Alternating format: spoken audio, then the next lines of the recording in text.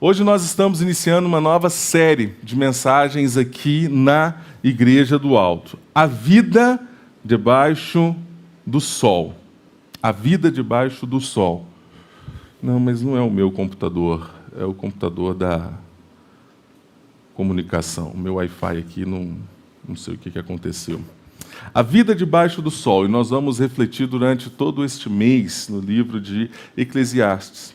Trazer as reflexões desse livro para as nossas vidas, o que ele tem. E quando nós falamos a respeito da vida debaixo do sol, nós vamos reconhecer que essa vida, de fato, ela é muito complexa. A vida, muitas vezes, ela se mostra muito complicada. E diante de todo o cenário que nós estamos vivendo, de tantas mudanças no mundo, de tantas incertezas que nós estamos enfrentando, parece que cada dia mais a vida se torna mais complexa, mais complicada, mesmo diante de toda a facilidade que nós temos, mesmo diante de toda a tecnologia que nós temos, de todos os avanços científicos que nós temos, mas eu não sei se vocês têm sentido como que parece que os dias, às vezes, estão ficando, aparentemente, cada vez mais difícil muitas vezes.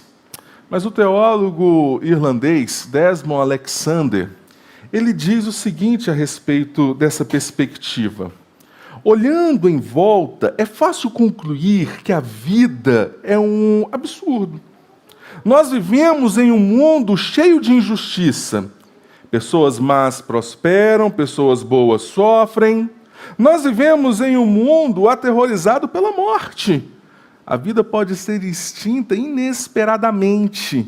A morte vem para todos, ninguém escapa. Nós vivemos em um mundo que lança o inesperado em nós. Prova disso é o que nós estamos vivendo. E eu, sinceramente, espero que estejamos caminhando para talvez do meio para o final desse cenário de pandemia que nós estamos vivendo, mas quem esperava que tudo isso fosse acontecer e quem esperava como que tudo isso iria mudar o mundo por gerações e gerações. E Alexander ele conclui a sua ideia dizendo: nossa incapacidade de controlar nosso destino aumenta a nossa sensação de desespero e desesperança diante desta vida, da complexidade da vida, das grandes dificuldades.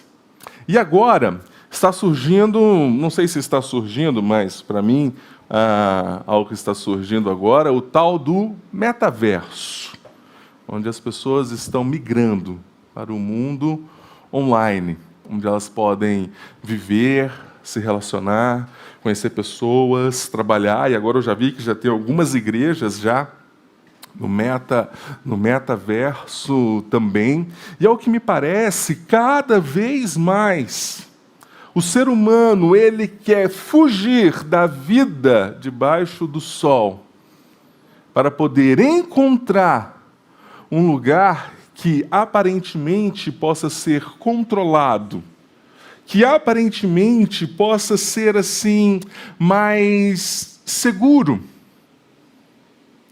E veja, diante de toda a tecnologia, quando que iríamos imaginar que poderíamos ter um sistema onde as pessoas pudessem se ver, se relacionar, conversar, interagir e viver quase que completamente ali de forma virtual. Cada vez mais a tecnologia está avançando, cada vez mais as pessoas tendem a migrar para isso, porque a vida debaixo do sol, de fato, traz as suas dificuldades. E o comentarista social Greg Easterbrook, ele diz o seguinte, no seu livro O Paradoxo do Progresso: a maioria falando sobre os americanos, mas se aplica à nossa realidade. A maioria dos americanos desfruta de uma qualidade de vida que seria inimaginável até mesmo para os americanos mais ricos 200 anos atrás. Mas em todo esse tempo, mesmo com todo esse progresso, a felicidade não cresceu na mesma proporção.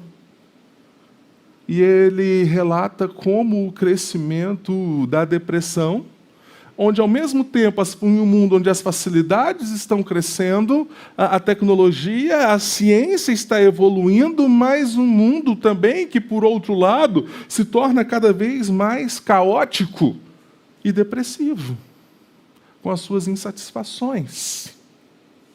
E chegamos à conclusão que muitos, de fato, vão viver como na música dos Titãs, na vida debaixo do sol, na música Epitáfio, que ele vai dizer: devia ter amado mais, ter chorado mais, ter visto o sol nascer, devia ter arriscado mais e até errado mais, ter feito o que eu queria fazer, devia ter complicado menos, trabalhado menos, ter visto o sol se pôr. E quando nós olhamos para o livro de Eclesiastes, de fato, o que o autor ele vai nos dizer é que a vida debaixo do sol, ela nos traz insatisfações. E esse é o nosso tema desta manhã. A vida debaixo do sol nos traz insatisfações. Capítulo 1 de Eclesiastes. Eclesiastes, capítulo 1. Nós vamos ler todo o capítulo.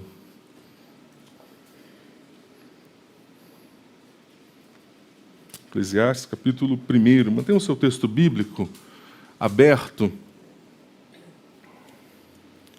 A palavra do Senhor, ela diz assim: palavra do pregador, filho de Davi, rei de Jerusalém. Vaidade de vaidades, diz o pregador. Vaidade de vaidades, tudo é vaidade. Que proveito tem um homem de todo o seu trabalho com que se afadiga debaixo do sol? Geração vai e geração vem, mas a terra permanece para sempre. Levanta-se o sol e põe-se o sol e volta ao seu lugar, onde nasce de novo. O vento vai para o sul e faz o seu giro para o norte, volta-se e revolve-se na sua carreira e torna aos seus circuitos. Todos os rios correm para o mar, e o mar não se enche. Ao lugar para onde correm os rios, para lá tornam eles a correr. Todas as coisas são canseiras tais que ninguém as pode exprimir. Os olhos não se fartam de ver, nem se enchem os ouvidos de ouvir. O que foi é o que há de ser, e o que se fez, isso se tornará a fazer. Nada há, pois, novo debaixo do sol. Há alguma coisa de que se possa dizer: vê, isso é novo? Não, já foi nos séculos que foram antes de nós. Já não há lembrança das coisas que precederam. E das coisas posteriores também não haverá memória entre os que hão de vir, pois depois delas. Eu, o pregador, venho sendo rei de Israel em Jerusalém. Apliquei o coração a esquadrinhar e a informar-me com sabedoria de tudo quanto sucede debaixo do céu. Este enfadonho trabalho impôs Deus aos filhos dos homens para nele os afligir. Atendei para todas as obras que se fazem debaixo do sol, e eis que tudo era vaidade e correr atrás do vento. Aquilo que é torto não se pode endireitar, e o que falta não se pode calcular. Disse comigo: eis que me engrandeci e sobrepujei em sabedoria a todos os que antes de mim existiram em Jerusalém. Com efeito, o meu coração tem tido larga experiência da sabedoria e do conhecimento. Apliquei o coração a conhecer a sabedoria e a saber o que é loucura e o que é estultícia. E vim a saber que também isso é correr atrás do vento, porque na muita sabedoria há muito enfado, e quem aumenta a ciência, aumenta tristeza. Senhor, obrigado por sua palavra, Pai. Carecemos, ó Deus, que pela ação do Teu Santo Espírito, o Senhor fale aos nossos corações. Que possamos compreender a profundidade, a beleza dos Teus ensinamentos para a nossa vida. Em nome de Jesus. Amém. Qual é o contexto do livro de Eclesiastes? O livro de Eclesiastes que fala a respeito, se nós traduzimos a palavra para o grego, que seria a eclesia, que lembra justamente uma assembleia, uma reunião de pessoas onde alguém está falando para estas pessoas. E é justamente o que este livro representa. Há algumas pessoas ouvindo a respeito o que o mestre, o que o pregador, ele está dizendo, as palavras de sabedoria do mestre e do pregador. Tanto é que algumas vezes durante o livro, o próprio autor, o rei Salomão, que nós vemos no versículo 1, palavra do pregador, filho de Davi, rei de Jerusalém, é o que ele faz. Traz palavras de sabedoria para o seu povo. O professor Emílio Garofalo, ele define o objetivo deste livro como: é um livro de alguém que entendeu a chave da vida e quer poupar você de buscar aqui na terra o que só pode encontrar no céu. Esse é o grande objetivo deste livro. Quando ele fala a respeito à vida debaixo do sol, e nós vemos no capítulo que nós lemos no versículo 3, no versículo 9, no versículo 11, ele está falando da vida em uma perspectiva horizontal. Ele está falando da vida em uma perspectiva terrena. E o que é esta vida? Talvez quando nós lemos o primeiro capítulo deste livro, algumas pessoas vão pensar assim: nossa, mas que livro pessimista, mas que livro, talvez até por se dizer assim, mal-humorado, ou de alguém que está insatisfeito.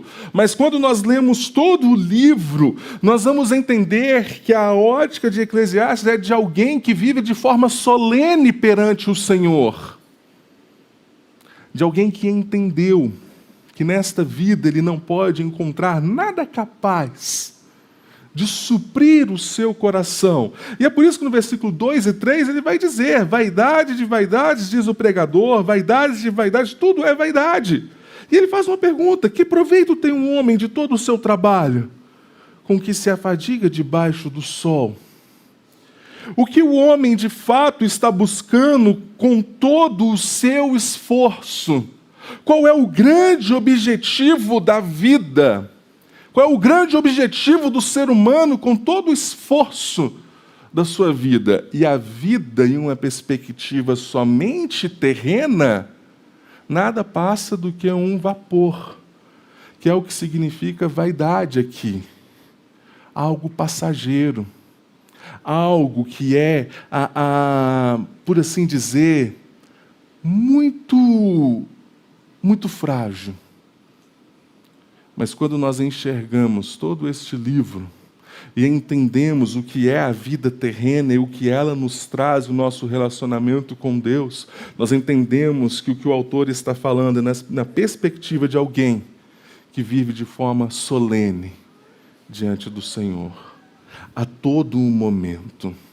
O grande teólogo anglicano John Stanford, ele diz o seguinte a respeito deste texto: toda a vida é vaidade neste sentido, que ela é incapaz de nos dar a chave de si mesma. O livro é o registro da busca pela chave para a vida. É uma tentativa de dar um sentido à vida, de vê-la como um todo. E não existe uma chave debaixo do sol. A vida perdeu a chave para si mesma. E por isso, quando nós olhamos a vida debaixo do sol, nós vamos concluir que ela nos traz insatisfações. Porque, em primeiro lugar, porque não existe nada novo. Veja do versículo 4 ao versículo 10. Ele vai dizer: geração vai e geração vem. E ele usa aqui os 4 elementos agora: a terra, o sol, o vento e os rios, né? As águas, para falar a respeito da mudança do ciclo da vida. Ele fala sobre a terra. A terra é aquilo que permanece. Grandes reinos se levantam, grandes reinos caem, grandes pandemias acontecem, mas a terra, ela continua. Fala sobre o sol, ele nasce e se põe, falando a respeito do tempo. Os ventos que nós não conseguimos compreender, e como Jesus mesmo, ele fala para Nicodemos: vocês não sabem de onde vem, vocês não compreendem de onde vem nem para onde vai. E por último, ele vai usar os rios para falar sobre o ciclo da vida, que tudo volta a acontecer. Salomão usa desta linguagem para dizer que a natureza não muda e que nós vivemos de forma cíclica, que não existe nada de novo debaixo do sol. O problema é que nós, como seres humanos, desejamos constantemente algo novo, algo que possa nos saciar. E é isso que ele vai falar no versículo 8. Todas as coisas são canseiras tais que ninguém as pode exprimir. E ele vai dizer: os olhos não se fartam de ver, nem se enchem os ouvidos. E por causa disso, porque não encontramos no mundo debaixo do sol, na vida debaixo do sol, algo novo, tudo em algum momento se torna canseira. O mundo se torna cansativo, porque as pessoas anseiam sempre por algo que possa, sim, libertá-las. Uma bandeira que elas podem vestir e aquilo vai trazer um sentido para a vida dela. Como falei em algumas vezes na série passada, quando conquistamos algo, queremos algo novamente, algo novo novamente. E frequentemente, o ser humano busca essas coisas e pegando coisas do nosso sistema e colocando em seu coração como uma idolatria, para suprir essa necessidade. E o que ele vai continuar dizendo no versículo 9 e 10 é que a vida debaixo do sol não nos traz nada de novo. E é isso que ele vai falar aqui. O que foi é o que há de ser. Vai ser assim novamente. Não há nada novo debaixo do sol. E aí nós vivemos em um tempo onde as pessoas têm uma dificuldade profunda de lidar com a monotonia. Desde pequeno, veja, coloque uma criança sentada, sem nada à frente dela, assim, para fazer. Vai passar um pouquinho, provavelmente essa criança vai estar já irritada, procurando ali alguma coisa. Porque frequentemente, principalmente agora nessa geração, onde as crianças são cada vez mais expostas à tecnologia, são sempre acostumados a ver, a consumir, a provar, a ter algo para fazer. Coloque as nossas vidas em um momento, em um dia, onde nós não conseguimos desfrutar, muitas vezes, de um momento de descanso, onde nós pensamos: o que eu vou fazer hoje? Está tudo pronto. Talvez aquela semana onde a casa está limpinha, aquele dia, a compra do mês já está feita, você já foi no mercado, aquele final de semana sem preocupações, você vai pensar: e aí, o que eu vou fazer então? E você vai ficar procurando 1000 coisas para fazer. A gente procura no Netflix, e agora o Netflix tem a sugestão, né? Porque, na verdade, às vezes a gente passa mais tempo procurando coisas no Netflix do que assistindo. Porque até você encontrar alguma coisa para você assistir, já passou um tempão. Aí você coloca lá no Netflix a sugestão, aleatório: vou assistir isso aqui. Porque não lidamos bem com a monotonia.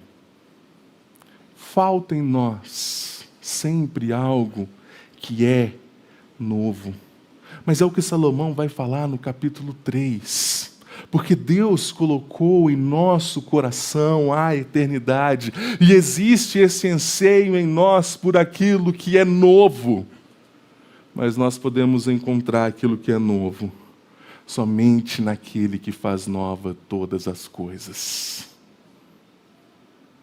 Porque neste mundo, na vida debaixo do sol, não existe nada novo.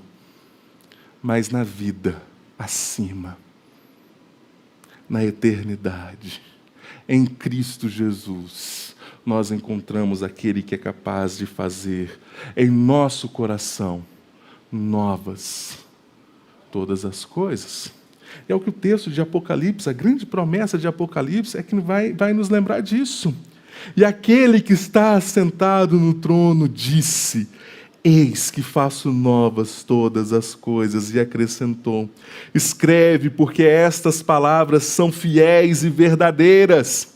Disse-me ainda: tudo está feito, eu sou o alfa e o ômega, o princípio e o fim. Eu, a quem tem sede, darei de graça da fonte da água da vida. O vencedor herdará estas coisas, e eu lhe serei Deus, e ele me será filho. É Ele que faz nova todas as coisas, todos os dias em nossas vidas. Muitas vezes, converso com pessoas que flertam constantemente com a insatisfação. E quando eu converso com isso, e muitas vezes quando lido com a insatisfação do meu próprio coração, reconheço que o problema não é o que é externo, mas o que é interno. É o que está aqui, dentro do meu coração. E quando nós olhamos para a palavra de Deus, é Ele quem transforma as nossas vidas. Mas eu não posso só deixar esta promessa. Eu preciso lembrar o que diz o versículo 8. Quanto, porém, aos covardes, aos incrédulos, aos abomináveis, aos assassinos, aos impuros, aos feiticeiros, aos idólatras e todos os mentirosos, a parte que lhes cabe será no lago que arde com fogo e enxofre, a saber, a segunda morte. Aos idólatras e aos mentirosos. Cada vez mais, as pessoas buscam em um mundo de idolatria mentiras para saciar a sua monotonia. O vazio do coração. E se esses não se arrependerem, para aquele que faz nova todas as coisas, esse será o triste fim da busca de um ser humano insatisfeito, distante do Senhor. Na vida distante de Deus. Por isso, se o seu coração, se na sua vida você frequentemente quer mudar, quer fazer, quer encontrar algo que possa buscar, e isso trazer aquela sensação de novo, de recomeço, e sempre, ciclos em ciclos, isso acontecendo, volte o seu coração para aquele que é capaz de fazer um coração novo. Porque não são as coisas que vão transformar o seu coração, mas é o Senhor, que através de um coração transformado, você passa a enxergar a vida, não apenas debaixo do sol, mas à luz da eternidade que Ele colocou em nosso coração. Em segundo lugar, a vida debaixo do sol nos traz insatisfações, porque não há na terra respostas suficientes para o coração. Estamos diante de um texto do homem mais sábio de toda a história. Ele vai reconhecer que não encontrou respostas na vida debaixo do sol. Veja o versículo 12. Eu, o pregador, venho sendo rei de Israel em Jerusalém. E aqui Salomão agora, no capítulo 1 e no capítulo 2, é como se ele estivesse fazendo um grande teste social com a sua vida. Primeiro, ele vai experimentar dos prazeres físicos, como pregamos no texto do capítulo 2, na série passada. Depois, ele vai experimentar realizar grandes obras. Depois ele vai experimentar acumular riquezas para ver se em algum momento ele encontra as respostas que são necessárias ao coração humano. Mas em tudo que ele faz, ele não consegue encontrar.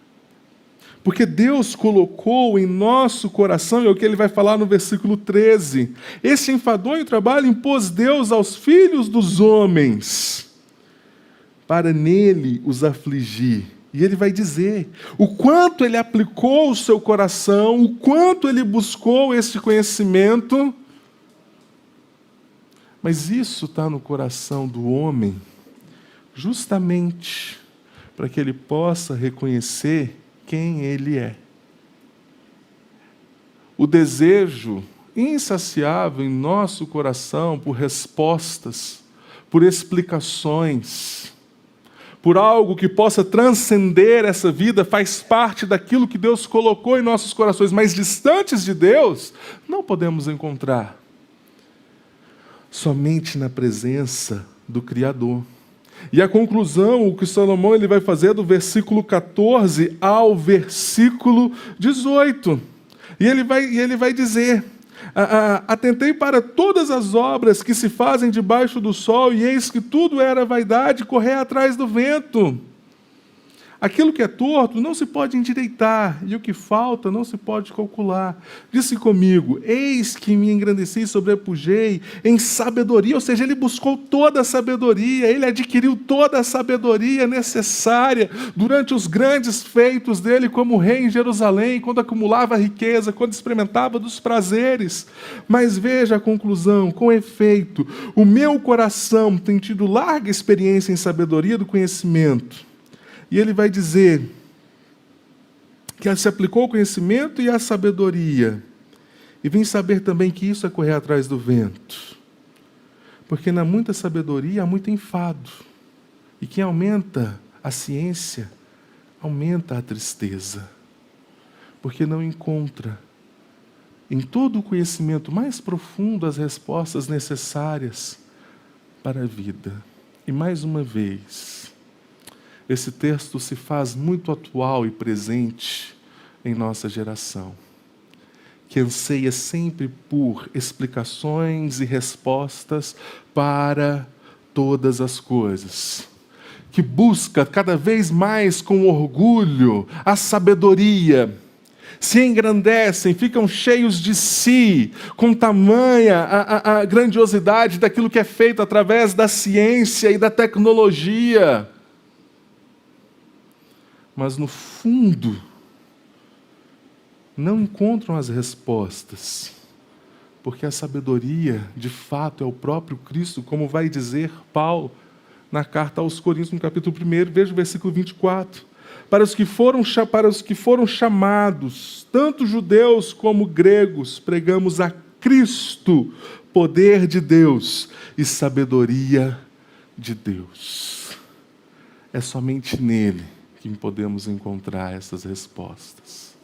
E eu vou te dar 2 motivos, porque não encontramos a felicidade, a satisfação, porque não encontramos respostas. Primeiro motivo: nesta vida existem coisas que não conseguimos explicar.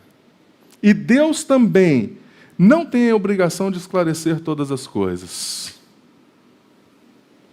Deus também não tem a obrigação de nos dar todas as respostas. Já falei em algumas vezes, em algumas outras séries, Deus não está comprometido em dar respostas para a nossa vida, mas Deus está comprometido em fazer com que você possa ser um filho de Deus, aprovado pelo Senhor, que viva para a glória dEle.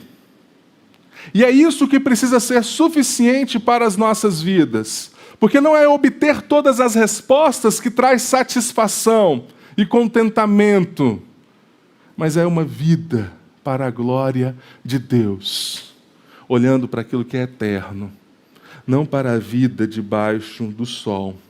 Segundo, Deus não nos dá todas as respostas, mas sim as promessas que nos sustentam.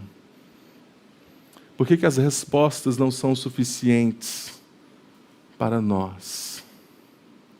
Porque para o povo de Deus o que nos sustenta são as promessas. É aquilo que Ele falou. É aquilo que Ele fez. É aquilo que Ele está fazendo. E a certeza naquilo que Ele fará. É isso que sustenta as nossas vidas. Se na vida debaixo do sol nós não encontramos respostas, se na vida debaixo do sol nós encontramos insatisfação, nós cremos na vida acima do sol. No sol da justiça, como mencionado em Malaquias 4, versículo 2, mas para vós outros que temeis o meu nome, nascerá o sol da justiça, trazendo salvação nas suas asas. Sereis e saltareis como bezerros soltos